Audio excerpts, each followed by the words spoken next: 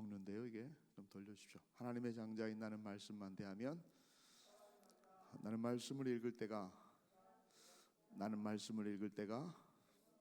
아멘. 오늘 이 말씀이 우리가 선포하고 고백했었던 이 말씀이 우리의 말씀이 되었으면 좋겠습니다. 말씀을 읽을 때가 가장 행복하고 가장 기쁘고 아멘. 자, 주신 말씀을 같이 읽겠습니다.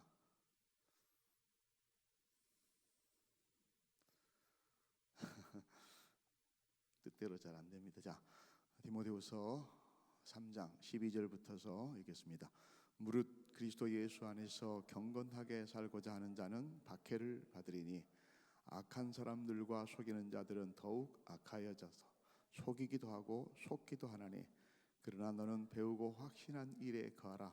너는 내게 누구에게서 배운 것을 알며 또 어려서부터 성경을 알았나니 성령은 능히 너로 하여금 그리스도 예수 안에 있는 믿음으로 말미암아 구원에 이르는 지혜가 있게 하느니라. 그 다음에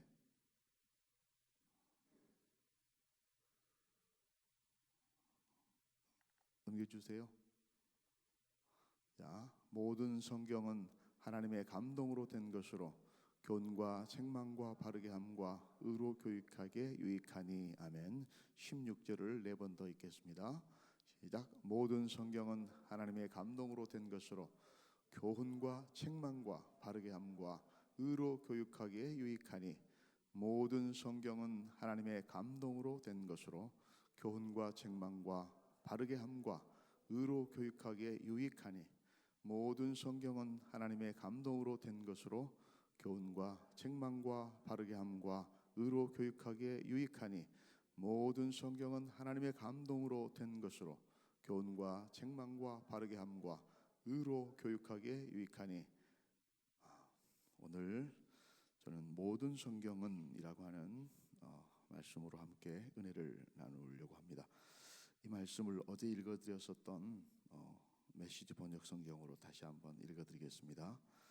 내용 물론 똑같습니다. 그런데 약간 그 느낌이 더 쉽게 다가옵니다. 성경의 모든 부분은 하나님의 숨결이 깃들어 있어. 원어 번역이 하나님의 숨결, 하나님의 감동이라고 하는 말이 그 말입니다. 숨을 불어넣다 말하다 그런 뜻입니다. 그래서 하나님의 숨결이 깃들어 있어. 그렇기 때문에 모든 면에서 유익하다. 우리에게 진리를 보여주고 진리를 우리에게 보여줘. 진리가 무엇인지를 우리의 잘못을 드러내며 반듯하게 우리의 실수를 바로 잡아주고 우리를 훈련시켜 이게 목적이에요. 하나님의 방식대로 살게 합니다. 아멘. 하나님의 방식대로 살려야 한다. 우리를 말씀을 통해 온전해지고 우리는 하나님의 말씀을 통해 온전해지며 하나님께서 우리를 위해 마련하신 일을 이루어 가게 하십니다. 이렇게 번역이 되어 있습니다. 자, 한번 같이 차근차근 살펴보도록 하겠습니다. 첫 번째, 모든 성경은 이라고나 피사 그라피스가 글씨 난 말입니다. 이 모든 성경이라고 하는 말은 첫째로는 한 획 한 획을 말해요. 한 획 한 획을. 구약 성경은 히브리어로 쓰여 있잖아요. 그 히브리어는 점 하나를 어디에 뜯느냐에 따라서 달라져요. 점 하나가 전부 꼭 우리 그림처럼 되어 있는 것이기 때문에 점 하나를 삐침이 하나가 있느냐 없느냐에 따라서 글자 자체가 기억이 되거나 뭐 이렇게 니은이 되는 달라지는 것처럼 이렇게 달라지는 겁니다. 그래서 이 모든 성경이라고 하는 말에는 한 획 한 획, 한자 한자, 한 단어 한 단어, 한 절 한 절, 그리고 성경 전체를 다 말하는 것입니다. 한 획 한 획, 한 절 한 절, 한자 한자, 한 단어 한 단어, 이 모든 성경 전체가 다 온통 그대로라는 말입니다. 온통 그대로. 무엇으로 되어 있다고요? 하나님의 감동으로. 데오 푸니스토스. 아까 방금 말씀드렸죠. 하나님의 숨결을 거기다 불어넣었다라는 말이에요. 또는 숨결을 불어넣었다는 말에는 말하다라고 하는 말도 똑같이 들어있어요. 하나님이 숨결을 불어넣어서 말씀하신 것이니 이런 뜻입니다. 하나님이 숨을 불어넣어서 말씀하셨기 때문에 성령 하나님께서 영감을 통해서 인스피레이션, 영감을 통해서 감동을 주어서 기록자들로 하여금 말씀을 받아 그대로 오류 없이 가감함이 없이 기록하게 한 말씀이 그래서 하나님 말씀인 것입니다. 우리가 성경 말씀을 하나님의 말씀으로 받아들이지 못할 때 이 성경에 대한 진리, 성경에 대한 내용들, 성경이 가르치고자 하는 예수 그리스도, 성경이 가르치고자 하는 예수 그리스도의 다시 오심, 이 모든 진리들은 흐트러지기 시작하는 것입니다. 그래서 이 성경을 어떤 사람들은 부분적으로만 인정을 합니다. 부분적으로만 진리로 받아들이고 부분적으로만 이해하고 더 나아가서 자기에게 필요한 것들만을 취하고 나머지는 인정하지 않고 하나님은 가장 싫어하는 사람이 그런 사람들입니다. 하나님을 만홀히 여기는 우리는 성경 앞에 섰을 때 성경 한 점 한 점, 한 단어 한 단어 이 모든 말씀이 나를 살리고 나를 새롭게 하고 나에게 아까 얘기했었던 대로 하나님의 방식대로 살게 하기 위해서 생명으로 살게 하기 위해서 주어지신 하나님의 말씀으로 생각해야 됩니다. 성경 66권 어디에도 자기 자신을 저자라고 라이터, 내가 이것을 썼다고 말한 사람이 없습니다. 그럼 어떻게 얘기합니까? 기록했다라고 얘기합니다. 기록했다라고. 그래서 내가 썼으면 내가 썼다고 얘기하잖아요. 그죠? 조그만 카톡을 남성교회도 늘 보냅니다만은 거기에 나오는 글 하나라도 누구에게 인용했으면 인용했다고 따옴표를 해가지고 얘기하는 것처럼 성경은 어디에도 자기가 저자라고 말하지 않습니다. 뭐라고 합니까? 기자, 기록자라고 얘기합니다. 레코더라고 말합니다. 라이터라고 말하지 않고 성경은 한 절 한 절이 하나님께서 영감을 불어넣어서 쓰게 하신 하나님의 말씀입니다. 이것을 뒤엎으면 기독교의 모든 것이 다 흐트러집니다. 그래서 기독교를 반대했던 사람들이 가장 원천적으로 지금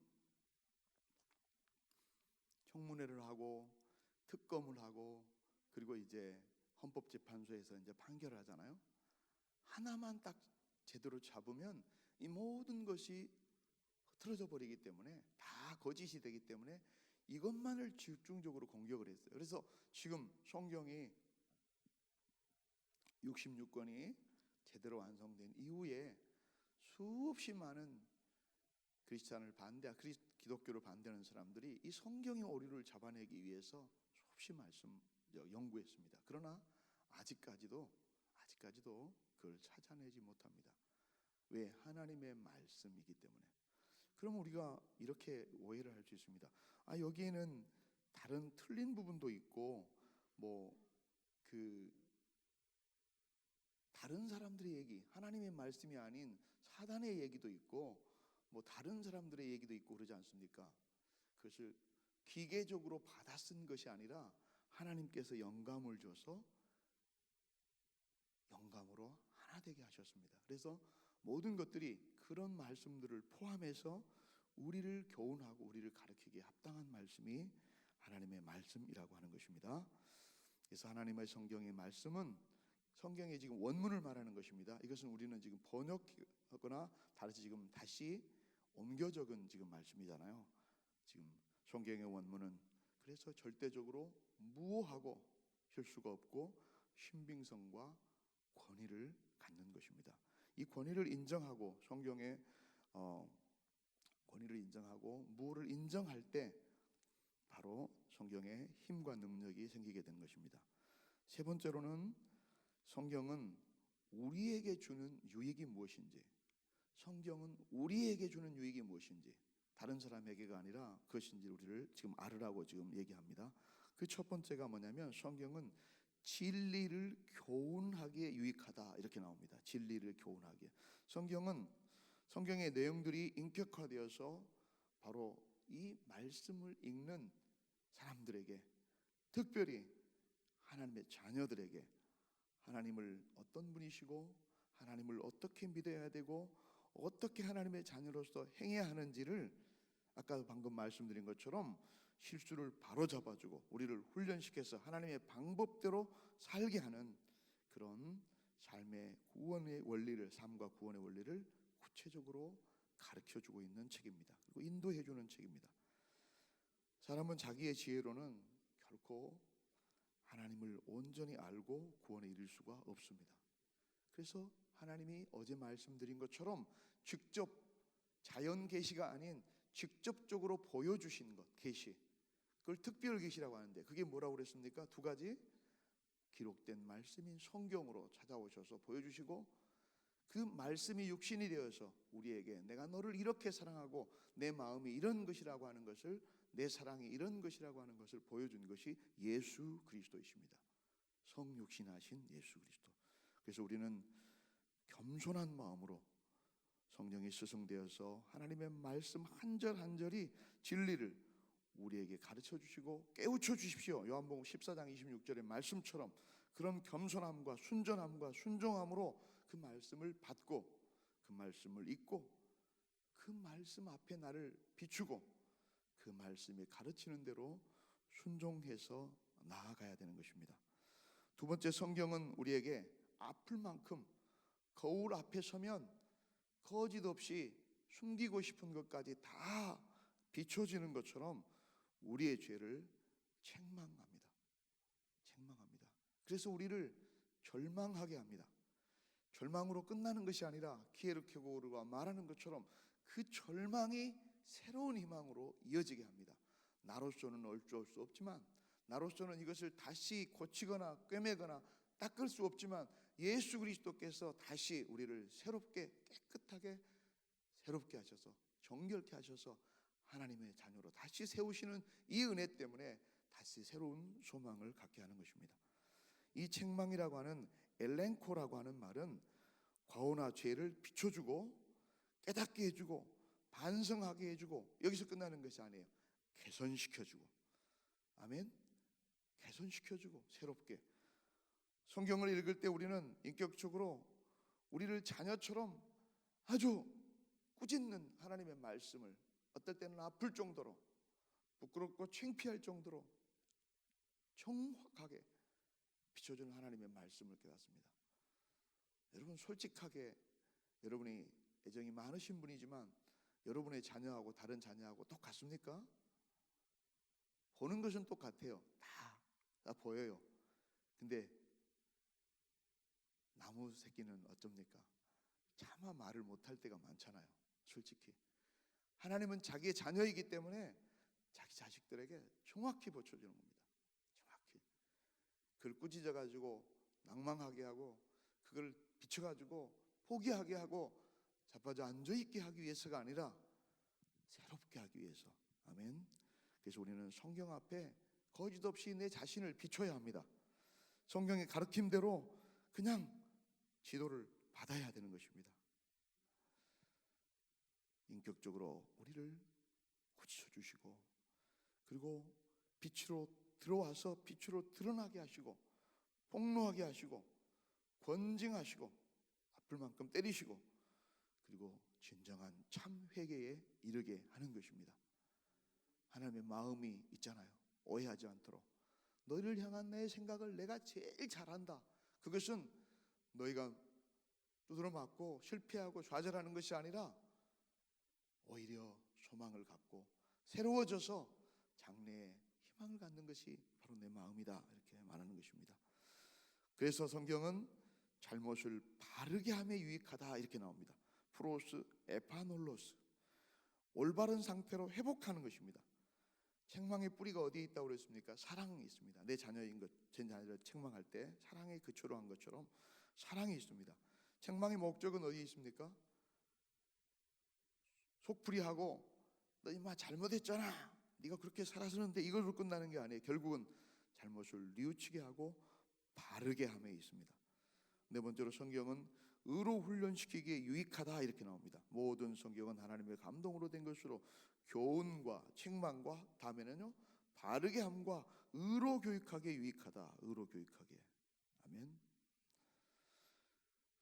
성경은 부모가 자녀를, 선생이 학생을, 그리고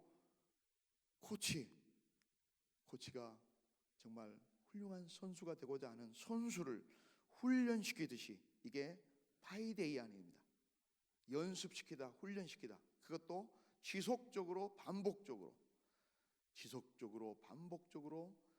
부모가 자녀를, 선생이 학생을, 코치가 선수를 훌륭한 사람으로 만들기 위해서 훈련시키듯이 신자들을, 믿는 사람들을 훈련시키고 거룩한 하나님의 자녀로, 그리고 mature Christian, 성숙한 그리스도인으로 연단하고 훈련시켜주는 것입니다. 아멘. 그래서 우리가 이 하나님의 말씀대로 훈련을 받아야 되는 것입니다. 우리뿐만 아니라 우리의 자녀들이 하나님의 말씀대로 훈련을 받아야 온전한 하나님의 방식대로 살아가고 하나님의 사람으로, 하나님의 일을 감당할 수 있는 사람으로 자라가기 때문에 성경을 그렇게 우리가 강조하고 성경을 그렇게 가르치고 성경을 먹이려고 그렇게 하는 것입니다. 결론적으로 말씀드리겠습니다. 성경은 하나님의 사람으로 온전하게 하며 선한 일을 하게 합니다. 따라서 합시다. 성경은 하나님의 사람으로 온전하게 하며 선한 일을 하게 한다. 온전한이라고 할 말은 적확하다 그 말입니다. 적합하다라는 말도 맞습니다. 마땅적자입니다. 마땅적, 딱 맞다라는 뜻입니다. 딱 맞다. 어떻게, 무엇에 딱 맞습니까? 하나님의 사람이 하나님 사람답게, 하나님의 마음에 꼭 맞게, 하나님의 맡기신 일을 감당하기에 꼭 합당한 인격자로 그렇게 우리를 형성하게 한다는 것입니다. 성경은 능력이 있습니다. 성경은 성경이 우리를 깨우치게 하고 성경이 우리를 가르치게 합니다. 성경이 성경을 읽게 합니다. 하나님의 마음을 깨닫게 합니다. 하나님이 기뻐하시는 일, 선한 일, 그 일에 열심을 다하는 하나님의 동역자로 성경이 만들어가는 것입니다. 여러분, 성경이 만든 사람이 저와 여러분 아닙니까? 성경이 만든 사람이 존 워너메이커고, 성경이 만든 사람이 사도 바울이고, 수없이 많은 성경의 기록자들이고, 성경이 만들어가는 사람. 존 칼빈이 성경이 만들어 가시고 성령이 감동시켜서 만든 사람.